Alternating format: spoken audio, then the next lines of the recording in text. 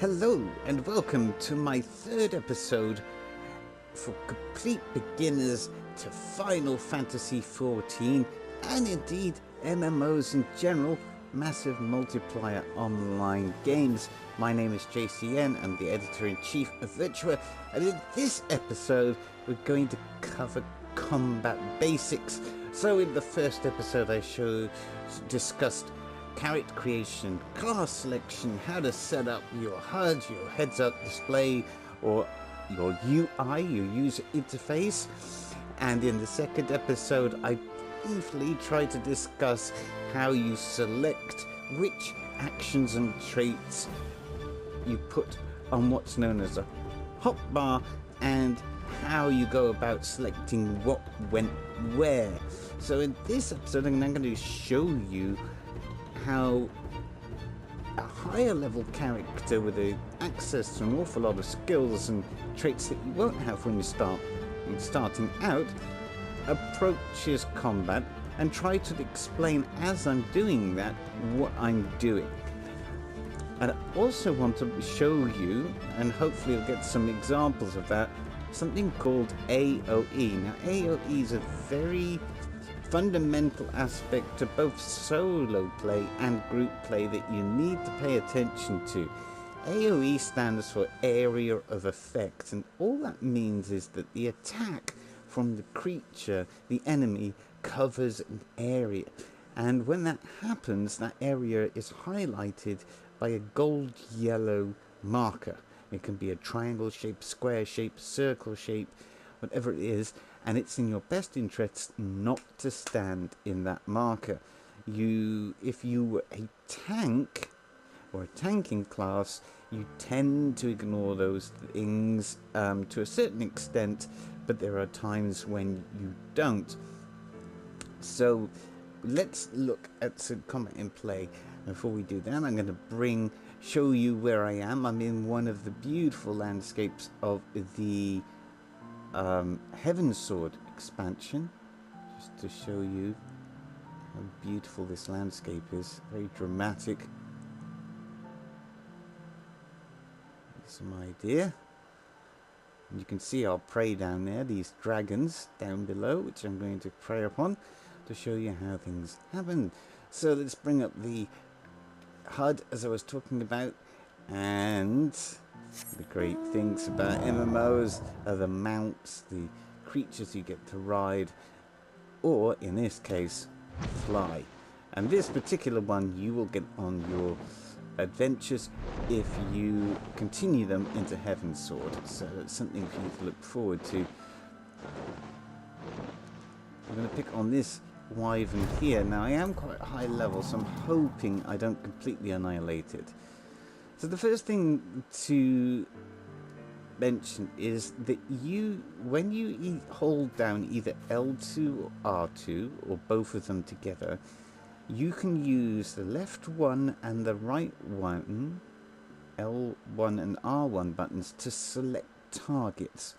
This is extremely useful. So you see with R1 I've just selected that, but if I have more than one target in proximity, I can select between the two. So look, for instance, change the target to that or to that. If I press L1 it will go back, R1 it will switch. So you can switch them over, or just rotate with one button. That's just the L1 button now, rotating between the two. Very, very useful to know that, because that allows you to select your target and to keep track of it like that.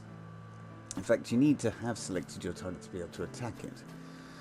So what I'm going to do is I'm now going to attack this target and just go through the skills. You'll see them all light up underneath the hotbar, just to give you some idea of what I'm doing.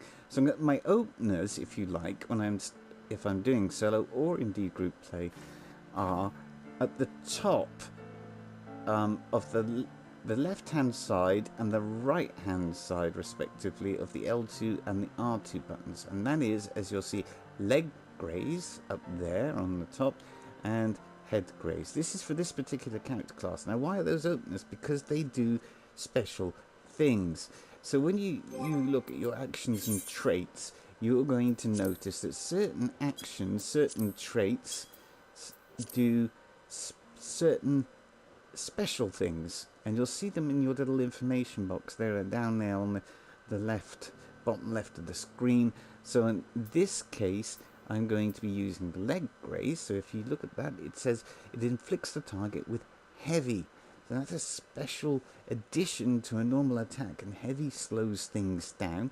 And the other one I'm choosing is head graze, which silences the target. So silencing the target means it can't cast spells. Now, the way that that might work is that it might stop a lower level creature doing anything, but with the big bosses and things, it might stop them doing one thing out of a lot of things that it can do, but it's still useful casting it. So that's how I'm going to open up, and then I'll describe in brief what I'm trying to do then. So boom, boom, I've attracted the creature. Now my main attacks, I'm going to go straight with that. They're going to be this one and this one. Those two are what we call damage over time spells. Now you'll have some of those depending on your class. It didn't last very long, but damage over time spells, or dots as they're called, are very, very useful. And if your character class has skills that have attacks that last a long time, they generally are much weaker than attacks that last just a second or so, but they continue to keep damaging the enemy over time, and you should apply those first before you do your other attacks. So the way I'm approaching this is, generally speaking, I open with some special attacks that do some special spells, special things like silencing or heavying the target. Then I follow with my DOT, my damage over time spells, and then I would follow up with my normal attacks. So let's just do that again. There and there, and then I will follow up with these two, or just the one there, those ones on the triangle and the X button, which is kind of normal attacks. Those are my go-to attacks. And note that those two, the X and the triangle on that L2 trigger, are combinations as well. I discussed that briefly last episode, and you'll find unique combinations, and that's what I was saying also, that you start to make sense where you place these spells on your hotbars depending on their versatility.